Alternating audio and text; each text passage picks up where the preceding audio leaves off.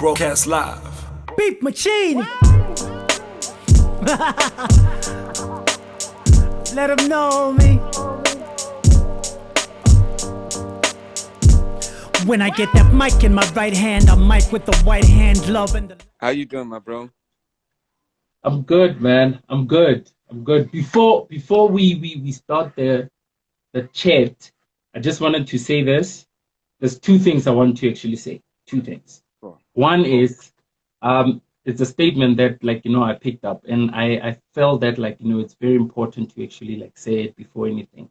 It says South African entertainment is full of powerful black men and men of color who are the biggest champions of transformation and of black ownership, but often exhibit predatory behavior that you can't even call out because they'll literally block your oppression in the industry. This is an unknown quote. So yeah, that's what I wanted to actually start off with. That's important to me today.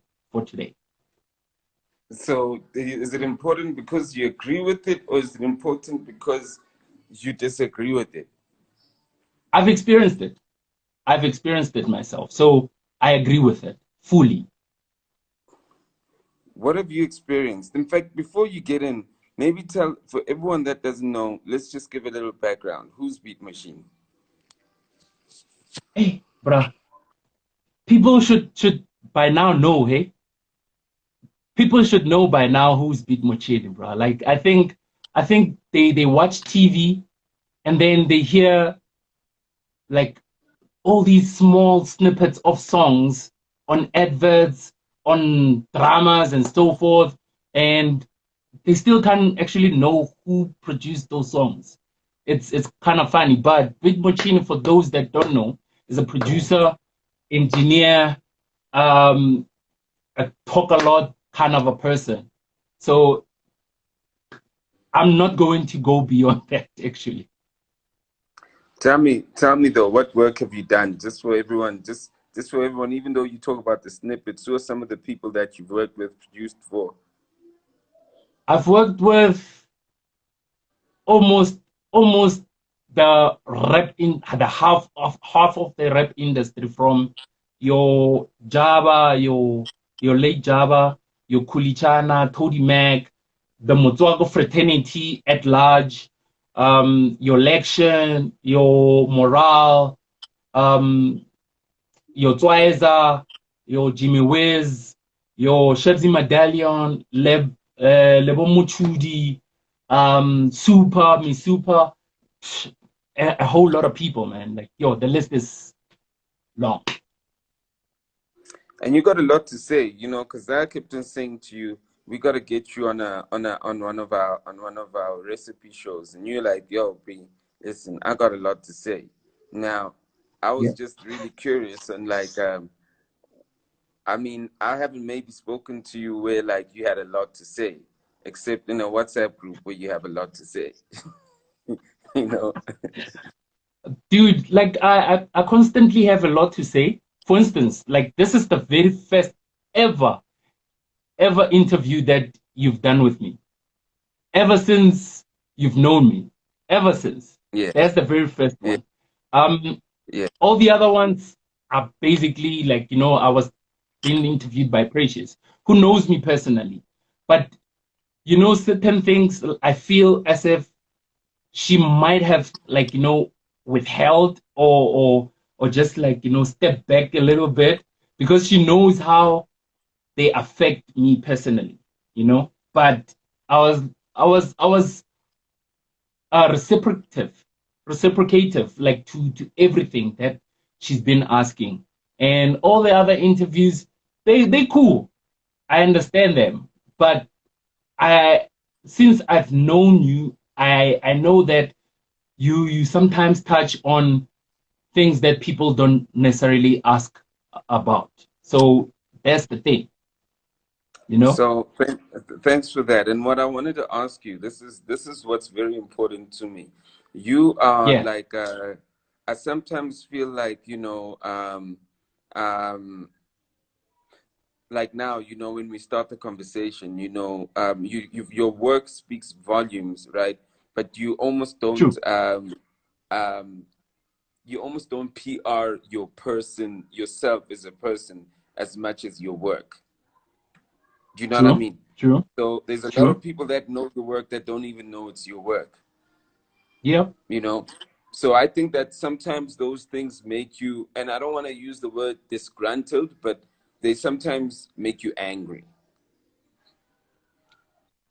Not per se. The thing when you, I think with the perception of how you are, a person is brought up, like myself, you you tend to actually humble yourself. You don't want to always take up the credit or be that guy to be boastful about things. You understand?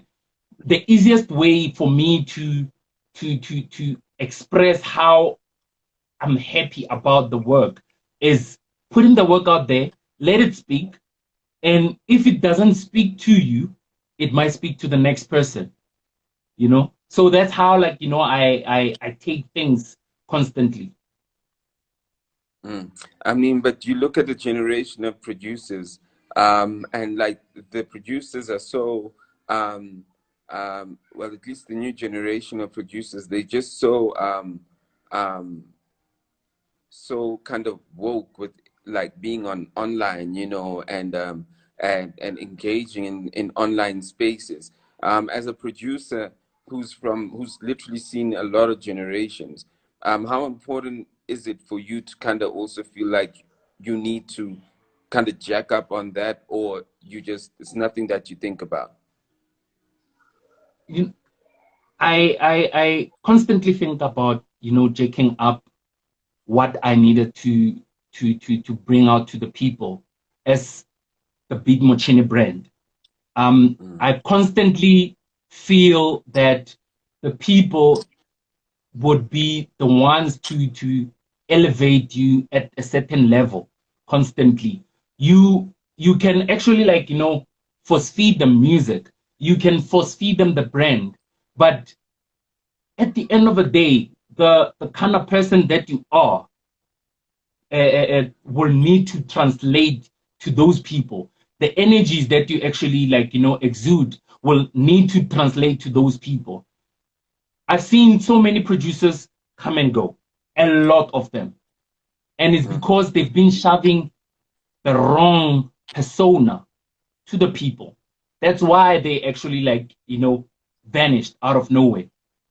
You force feed people with the wrong energies, and then they will actually, like, push you away. Or you yourself will either get to a point where you exhausted everything, or even yourself, and then boom, you can't take it anymore.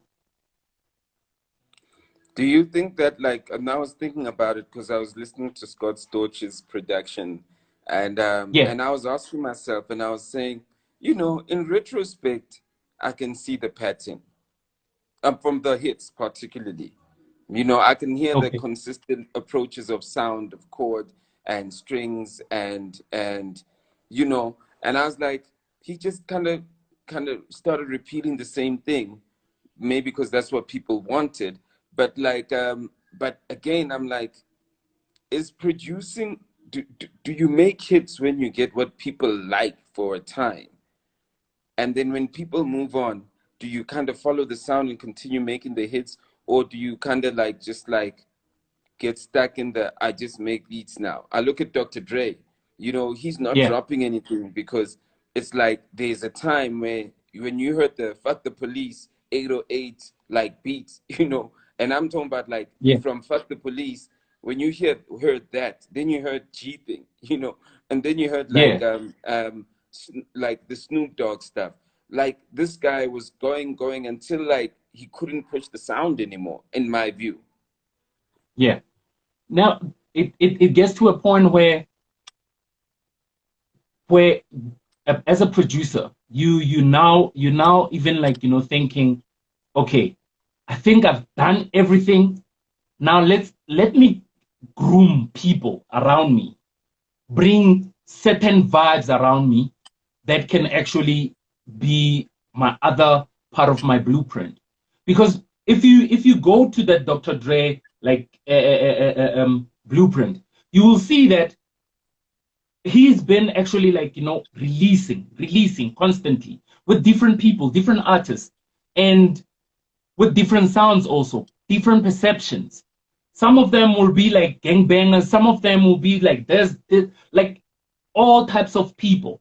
And then to a point where when it gets to him, he needed to suck all the energies in. Before he dropped Chronic 2001, he had to sit back and now suck everything in and bring everyone that was close to him and be like, okay, this is how I'm going to dissect this project and release it. And we're going to have a concert, that Up and Smoke concert. Then it took him years again to now drop Compton, straight out of Compton. It's because the energies that he had when he promised people detox is not going to be was not the same as how he actually created like straight out of Compton. So those energies throughout the years, especially when it comes to his personal projects, were important. Now with Scott Storch, on the other hand, he doesn't have a full-length project. Instead, he was working with different energies all the time. Yeah, excuse me? Yeah, he's working on one now that's going to be out soon. Exactly. Yeah. You see what I mean? So he derived his work with different energies all at one go, and then they are not like a fully fleshed product. He can do 2, 3, 4 songs there, but it's not like the body of work. Whereas if you go to Dre is a full body of work. If he says that like it's Snoop's album, it's him, and then all the other people that actually like pushes with him. He executive produces like the projects that he touches. That's what was important. And crazy enough, I've taken up my blueprint from him. So I basically carbon copied, but I added my own influence. Tell me, you literally like and I'm gonna literally like hit a kind of drill kind of thing here. You basically opened with your opening about powerful men, and I know that like a few months ago, maybe late last year, you said you were quitting music and you were gonna go study, which never lasted clearly. So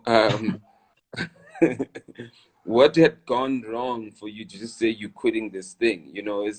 That's why I'm interested in your opening quote, and I'm saying, is it something related to that opening quote for you to kind of say you're quitting music? What happened? It's and I'm going to correct you. I said I'm retiring.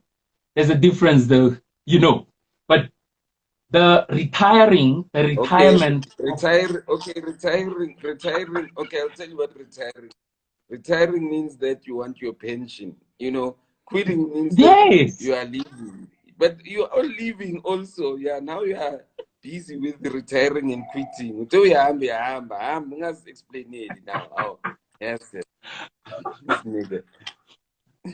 How many times have Dre said he retires? I'm not talking about so many times. So I'm talking about like those examples that relate also. So hear me out. Me saying I'm retiring, it's because first I had to put a second part of focus with my studies, and I had to also put another part of focus on the family aspect. I think I failed to focus so much on family that so many things have passed me by. And I was like, no, I can't have that kind of life. I need to now spend time more with my kids.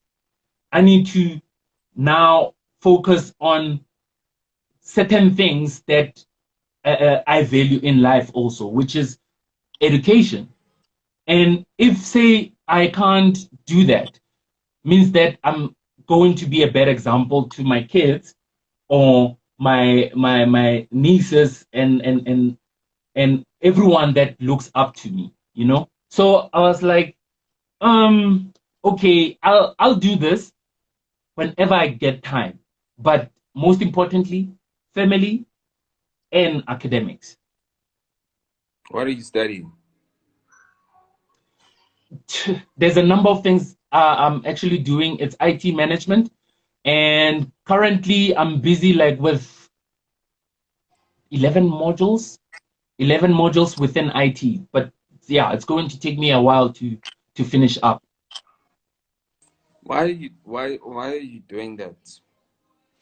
And over I've been in music. an IT industry for over a decade now, and people just didn't know I've been in IT. I'm still in IT, you know. So I thought, you know what, from what I had from back then, I need to just, you know, get kept up, you know, and that's what So I'm working towards. let me ask you another question, because there's always this myth about producers and Yeah, royalties and how much songs, and would you say that like you make like sufficient money from your production from royalties? I make, I can say sufficient money. Why am I saying that? It's because everything that I produced to this day, um, or on like majority of the songs that I produced till this day are basically like partnerships. I stopped believing in constantly like, you know, selling beats, and you find that the beat that you sold, you gave away certain parts of it, of publishing, and you're only getting like the royalties.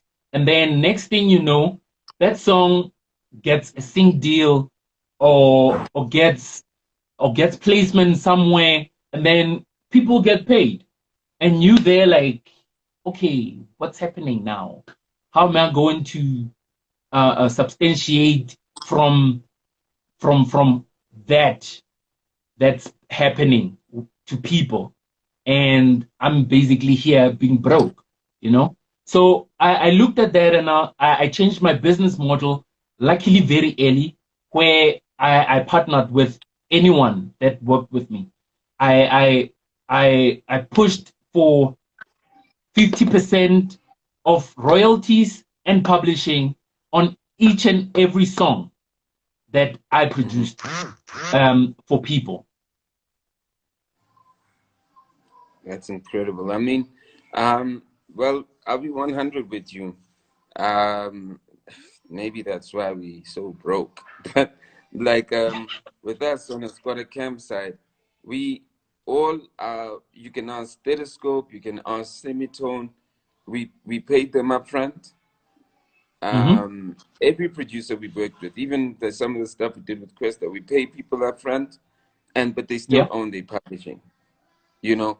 So for yeah. us by default, whatever happens, so when we get a sync deal with an agency or get a sync deal with whoever, we literally get put in a position where we need to go, oh, we got a sync deal. And all the time when we start breaking down money, we go, "Esh, we got to pay the producer 50%. And the producers always make more money than us for sync deals. Yeah, I mean, obviously, because there's six of us that need to split the money or whatever the case be. true. You know what I mean?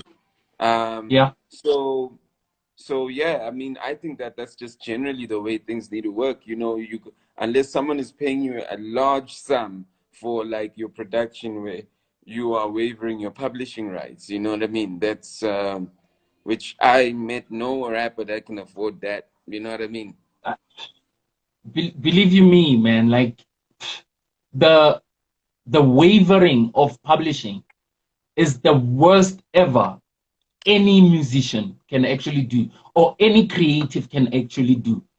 If you waver that, you're basically throwing away everything of your legacy, honestly speaking. You can't be saying, you know what, let me get my 50 grand for this beat, and then that's it. Whereas the publishing, it might be that you are fortunate enough, or the song is fortunate enough to get placement. Placement can range from 50 grand to a mil, or even beyond a mil. And then in the next year or so, the contract gets renewed. You get another 50 or whatsoever, and still get mechanical royalties and publishing on top of that. I mean, it's going to be for a lifetime, 50 years or even beyond, depending. I mean, who would want to waiver that kind of opportunity, you know? Yeah. No, I mean, for me, that's why even in music, I've started just producing my own stuff, writing my own stuff, and Yeah, I just whenever I release one day, it's like I don't have to break anything with anybody. You know what I mean? It's just like yeah, a case of just owning the whole ecosystem of your creation, because that's I it. also think that like some people literally like when you don't own your publishing, it's like you literally like paying your pension fund, for those people who know what that is, for close to Yeah, 50 years. And then you miss it yeah, for 3 months, and they say that like the monies that your money that you've been paying for 30 years that you never paid, that you defaulted in 3 months, you'll never get it because you fucked it up. That's like not that's taking your true. publishing, in my view. Um, That's true. Joshana says, what's the difference between publishing and royalties? Hey man, the difference is huge. The I can put it basically like in layman's terms. If say for instance you have uh royalties to actually claim, these are like your your your your plays on radio, on TV, on whatever, Spotify, online social, or online shops, blah blah blah. You get mechanical royalties, and you get your normal royalties. And then when it comes to the publishing, is basically, how can I put it like simple? It's basically like taking up the rights of that particular song and paying upfront for it to utilize it for something major, as in like your adverts, as in like your placement in series, and so on and so forth. That's how simple I can put it now. I mean, or one would say publishing is like the paper that you deserve the royalties that you're getting.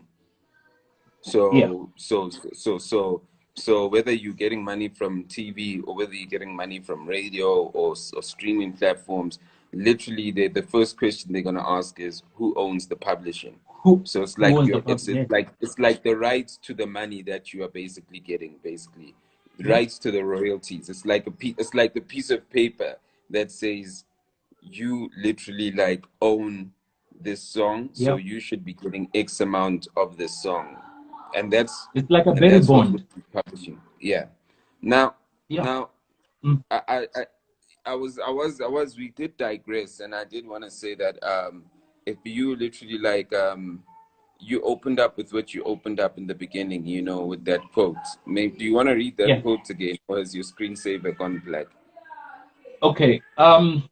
The code says South African entertainment is full of powerful black men and men of color who are the biggest champions of transformation and of black ownership, but often exhibit predatory behavior that you can't even call out because they literally block your progress in the industry. Mm. Okay, that's interesting. Um, I've got a view on that though. You know, Yeah, shoot, um, shoot, yeah. we give too much power to black men when black men don't own the servers that literally like are carrying all the music that we're streaming, where we're consuming. You know, Yeah, when yeah. black men literally like don't hold the keys for even the money that literally like is I don't know who tweeted that, by the way. Sounds like it's a tweet from I P. just picked it up like online. Somebody just like put it up that way. So I actually like, watched it, consumed it, and it actually said something to me. And what it actually said for me is that true, black men are given power, but who gives them power? We as people give them power. So them having that kind of power, they need to actually utilize it or direct it in the right direction. At the same time, we're looking at whereby you can't actually like uplift yourself and fail without another person, and that time happens to be black, putting you down. You know, they somehow get to a point where, oh, I Beatmochini, you know what? I don't play his songs, or put him in, but put him in at such and such a time. You understand? And then all of a sudden, like me wanting to actually infiltrate a specific a part of the industry, I fail because the people are willing, but the only problem is there is some red tape, and that red tape is created by a black person, you know. And coming to my own personal experience, whereby I would be like, okay, let me just put out my stuff, my catalog, my library, and then do this to get the library utilized for syncs, placements, blah blah blah. It doesn't happen, and I fail to actually understand why it doesn't happen. Maybe with agencies and so forth. Then I contact the direct link, as in like the client, and be like, hey, here's something different, something you might be looking for. And they say they will come to me. I have like three clients that came to me and said, you know what, such and such actually wanted to do exactly what you did and told us to take their stuff instead of yours. And I'm like, it can't be happening like thrice. If it's once, I'll be like, okay. Second time, I'll be like, okay. But the third time, now it makes me wonder, am I capable of doing this? And it makes me now worry if I'm capable enough to do certain things beyond what I just did. But I find that like I've been good. I'm already good. I'm beyond good, according to me. Mm. It's just that certain red tapes set by certain people actually block it. And So that's the kind of energies that I don't deal with. I'm a happy go person. I talk a lot. I laugh a lot. But when that happens, I want to find certain ways to actually go beyond it. But when I get blocked almost by the same people, I'm like, I need to confront that. so here's my view, right? Yeah, yeah, And you know, we got this group that we in, you know, it's things yeah, like these that like and there's other groups, I mean, with a bunch of celebrities and whatever. But yeah, I tend to literally like switch off, you know, because you use the words earlier on. You said who gave them power. You see, that's the problem with us. You know, we want to be given power. I don't want to be around black people that want to be given power. And I also don't want to deal with black people that got given power.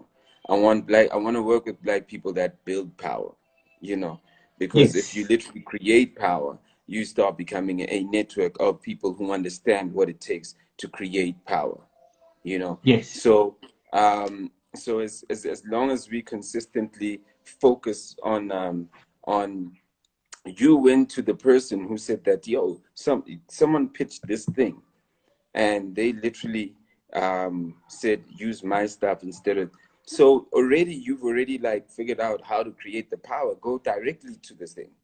Stop waiting.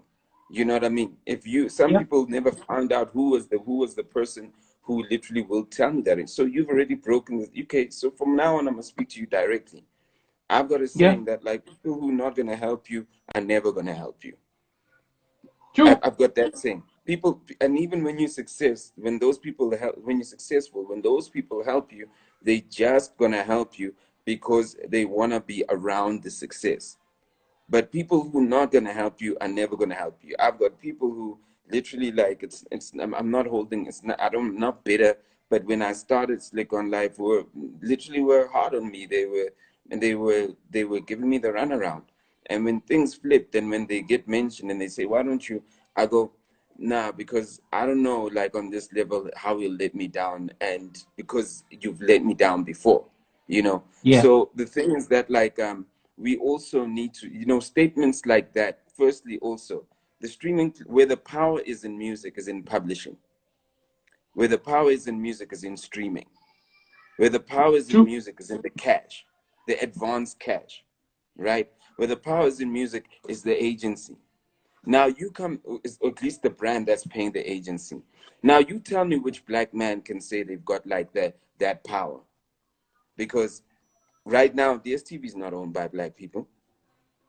True. They might be black shareholders, but like it's not black people that make, they don't make the call. They Yeah. can make a politically a call, but they don't make that direct day-to-day call. Mm. SABC literally fucks up, and then when SABC fucks up, you know what happens? There are no black people to protect the SABC money. You get big brands, I mean global brands who say we're never going to advertise on SABC. Yeah. Why? Because now it's literally like a hive of black men black men and women who probably have fucked up, who fucked it up and not doing something right. But there probably was a hive of white men and women who fucked it up, but there was always another white man who could fix it.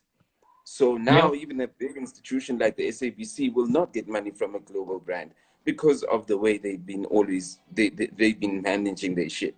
So this big body of a company called SABC, literally by Shai Stall, a globe, I'm not going to mention the brand, but global brands will say we don't want to work with that station, with that Yeah. business, right?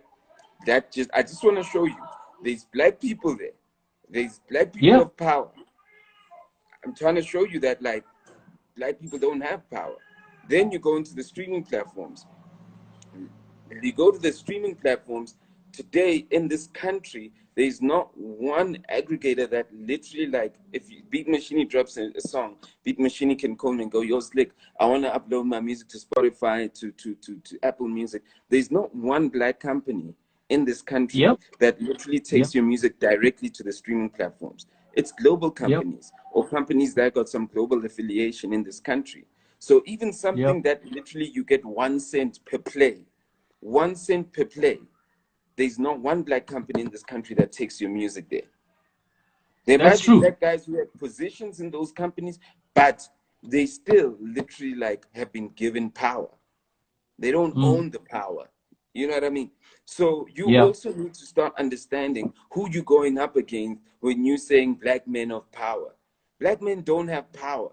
Black men can have power in clout. Black men can have power in popularity. Black men can have power in influence. But black men don't have power in cash. Black men don't have power in resource. Black men don't have power in making global decisions so things are moved in the world. So if we talk Yeah. about South Africa, we talk about South Africa's powers in media, South Africa's powers in streaming, well, at least music. It's in WhatsApp. It's in social media. This platform that Hmm. we on, there's not one black man literally that literally has any authority. Just as a side note, Yep.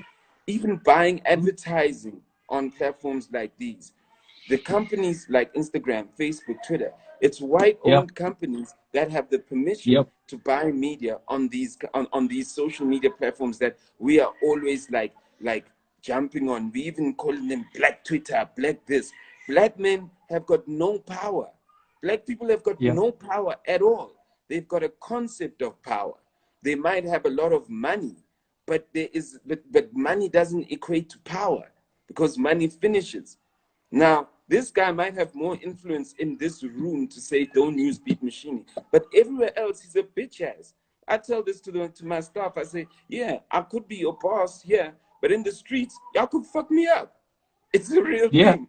You know what I mean? Yep. So Yep. the truth of the matter is that, like, at the end of the day, when you're dealing with Bill Gates is a boss in my company. Bill Gates Yeah. is a boss in Coca-Cola. Bill Gates is sitting with other bosses that are selling Coca-Cola. And they are making a True. decision of how they're going to speak to Africa and how they're going to make a deal where Snapchat and Coca-Cola comes together and becomes one thing. They're not going to speak to you. So what Yeah. we need to understand that we're working with scraps. And from us working with the scraps, our job is to literally like turn those scraps to power.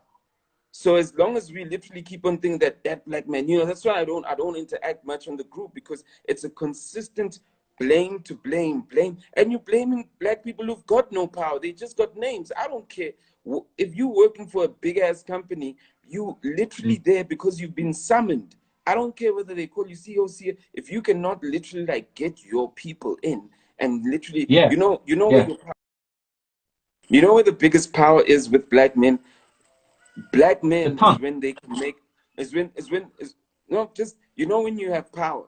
It's when Beat Machine calls me tomorrow and goes, see, I've got this, and I go, you know what, Beat, let me reach out to my cats at Coke. I'm sure I could do some type of sync deal with you. Let me do this. It's when we can facilitate opportunities that we don't even own. That's when we start Yep. having power. When I can walk in a room and sell a beat machine, or someone else can sell someone else from their culture and say this is why. Those are the scraps of power. The scraps of That's power is when we can see beyond ourselves. But some people literally are not going to do that. So you mustn't literally like crack your skull about people who literally just have titles, who have been given by white global companies or institutions or whatever the case be. He's been given that. And I'm not mm. underestimating people who've worked for those levels, because there are people who've been given that power, but they know how to use that power and they know how to uplift some of us who are working with the scraps. Because I go, yo, I know that maybe Back to the City does events, so I don't do events, so let me holler at a guy like, oh, because now I'm selling someone else in the culture, and now I'm bringing that power, and that's us building the power, because I see the power he's built or whoever else has built. And that's the beginning of power, when we start doing deals with ourselves. But other than that, black people who are going on Twitter saying black men have power, that means they don't understand what power is. You don't know what But power is. sorry to interject. You need to understand like that one part of that statement. It says these black men are powerful black men, yes. And then it says who are the biggest champions of transformation. You know, that part, that part in itself means that they have influence, that the power to influence. You understand? So like the example that you just mentioned, that politically they have an influence. When a white person comes to them and be like, how's the streets in the township, we want to do something for the black culture, who do they go to? These people with influence. That's where this whole statement lies for me. Like that influence that was given to by this person was somehow instrumental in that particular moment. See, now you need data. You see, you need power of the data now, Beatmochini. Brother, there's no power with this data now. Are you coming back? Alright, he left. I'm sure he's gonna jump back on. Let's just wait for him to get to jump back on, you know. Shout out to everybody. Yo. Sorry about that. My router just went off, like I had to like restart it. Yeah, because you don't own the router, you don't own the company that put up the router, you know. Yeah, just rooted in their debts. Every month we pay them. Every month we pay them, you know. We payers, that's what we are, you know. We payers, that's what we are. You know, I literally, and you know, I was just like responding to you while you were gone. I was just saying, this transformation, black men of, you know, those black men that don't get that transformation, they're not gonna be the guys. That it's not their place to make that transformation, because that means That's that true. like that means that, like, you know, their foresight is only gonna be their success and their foresight is gonna be as short as what they see. So it's not their role. Someone else will play those shoes. So the perception of power is, it's like if we were living in an island and there was just me and you, and that was, I always say this to people. I say, when I stayed in Katlehong, in Tlahatsi, when I was a kid, my world was that street, because I hadn't gone. That's When I true. turned right, when I literally turned right and I went to the shops, like I was going somewhere else. When I was standing next to the dustbin looking at the horizon, meanwhile I was looking at another code. I was wondering what was happening there, because that was my world. So if that's my world, I'll literally fight for that corner, for that street, and fight for those things, and I'll make like the rock a big deal.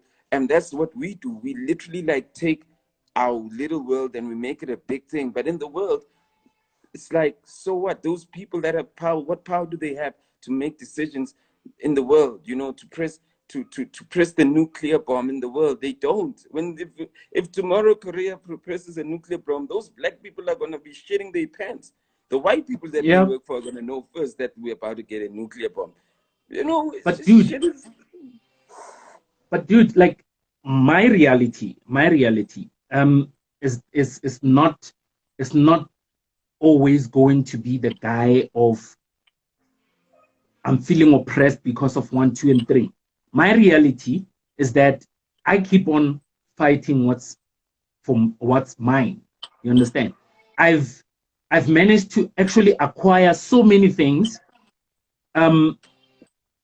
that an average guy, I'm not even going to go to the producers, I will say an average guy have ever done, you know, without getting to education. I've already lived in different countries.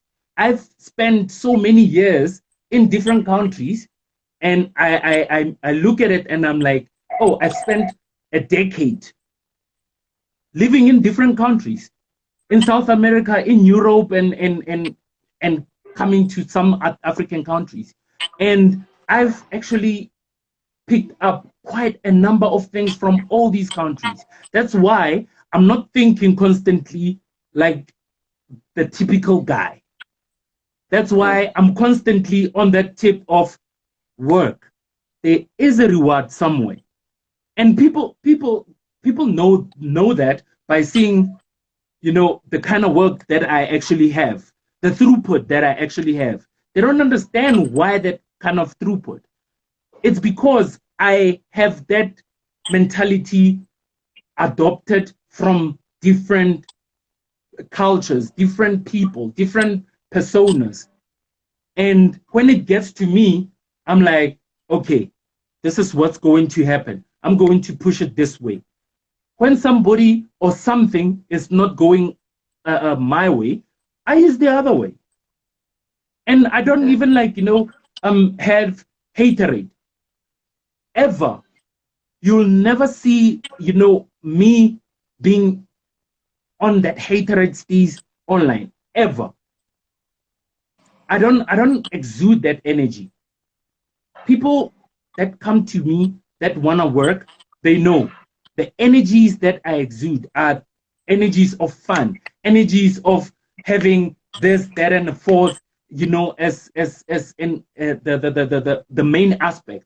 We need to work, but we need to keep that energy going of having fun and being creative at the same time. You understand? So that's how like I see things. And this is my kind of power, the power of energy and elevating those that can elevate at that particular moment. Now, Beats, you know, we're gonna be cut right now, because also No, it's like all good. It's I all need good. to Yeah, be I out. But understand. here's what I want to tell you, and here's what I want to kind of close with. This was a thing that was lingering in my head earlier on, like now, you know, um, we are consistently um you know, I was thinking about it that like the people that change the world or people that go out and change the world. So let's just say the missionaries that were sympathizing with Africans, South Africans. Um, Yeah, those people had gotten to a point where they wanted to do something to change the world, and if yeah, it meant to go to Africa to help Africans who are being oppressed because of apartheid, they were at a level in their lives where they wanted to go change the world. You don't get to that point in your life without you first changing your reality. that's You know what I true. mean? So, That's true. um, so with us Black people, we are currently driven by the idea of changing the world. We are currently inspired and motivated by the idea of changing the world. It's like we empathize so much with the missionaries and the colonizers that helped us that like we like that's stuck in the back of our heads. So Mm, so we rush so much to change the world and we don't change ourselves and our realities. You know what I mean? that's true. Yeah, Perfect example is the current things that are happening in the world with Black Lives Matter. We in solidarity and we support it. Right?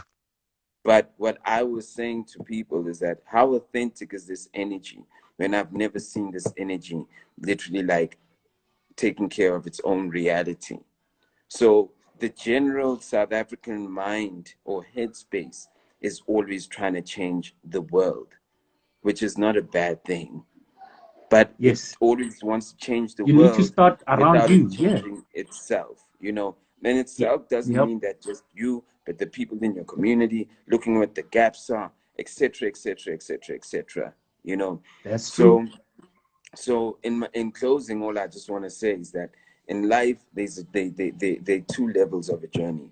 There's the journey of changing self, changing community, changing perception, and and Mm, and and sometimes you will have resistance when you're changing. Now, even some of these people that have been given power, they still haven't been put in a position where they've changed. They in a system where someone was who in a system of someone who built something that could change the world. Do you that's understand? true. They Yep. inside the system and they just read the books and are smart enough to be in that at times. Or maybe they're really good at their jobs, but they haven't really worked Mm, on themselves, you know. And it's mm, a constant thing that I go, you know, some of the most successful people, literally like who might have all the material things, sometimes haven't worked on themselves. That's why there's always an imbalance, whether it's in a family side of things. That's why it's an imbalance in whatever the case be. Because yep. I even say to myself, I go, sometimes, you know, my work is great, is more perfect than me. Do you know what I mean? and Mm, and because I am a human being, I've got flaws.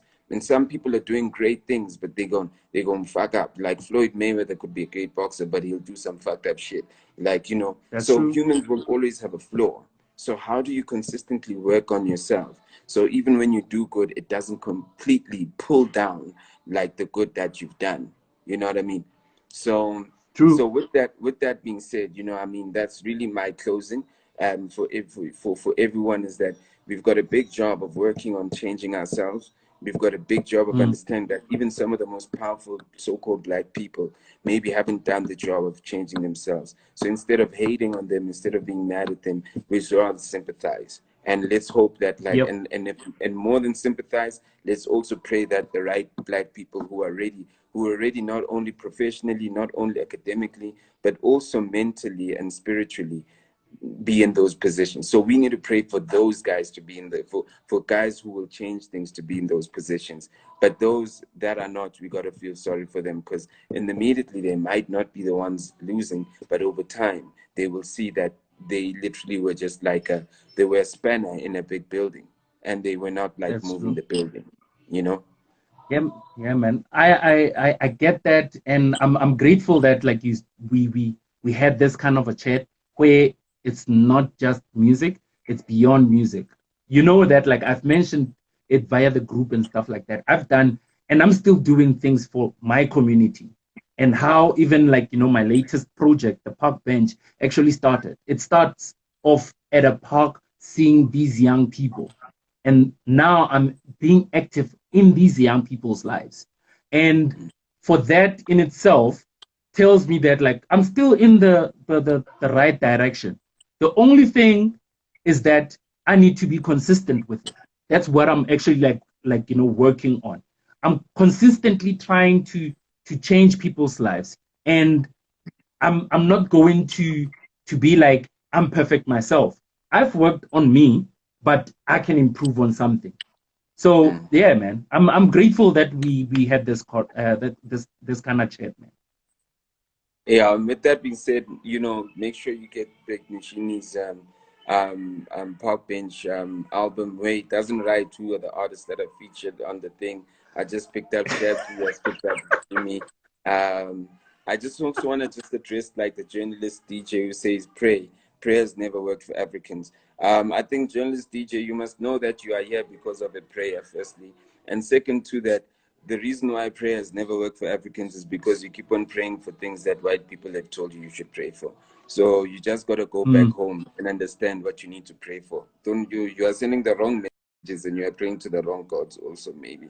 So handle your situation, go find out your ancestors and do the right thing, but don't think that you are here because of yourself, boy. You are here because of prayer. Yeah, they can't handle Mpepo, but they can handle that Catholic incense. I mean, like, for me, it doesn't equate. But anyway, again, those that need to like know what's happening like with me, the Park Bench EP is out, is on all platforms. The single is on Slikour on Live. It's I Hate, and it features Twiza and Lection. And on top of that, if to answer you, Slikour, regarding like the features, the aggregator messed me up, so I don't want to actually get into that. The easiest thing is if you go onto. Let me tell you why. Exactly. Because it was an aggregator that literally like knew that this is who Jimmy Wiz is, this is who Shabsy is, this is what the heart of the project is. It's to uplift people. They would have cared to say, let's tell that story. They would have been a little bit more diligent in the doing. You know what I mean?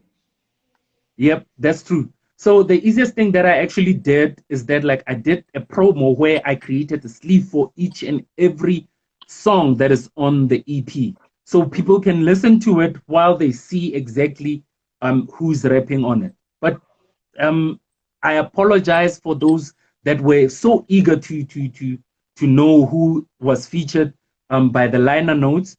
Well, I couldn't actually do much, but I eventually found a way to do like something for you and put up the sleeves for each and every song and put up information about those songs. Shout out. Park Bench, the EP album EP. It's just music, 10 tracks, is available on all streaming platforms. And if you don't know who it is, blame it on the aggregator. Maybe one day we'll have an aggregator that takes it directly to these streaming companies globally. Peace, Maji. Peace. Peace, bro. Nice. Thank you for the interview again. Peace. Pleasure, Maji. Broadcast live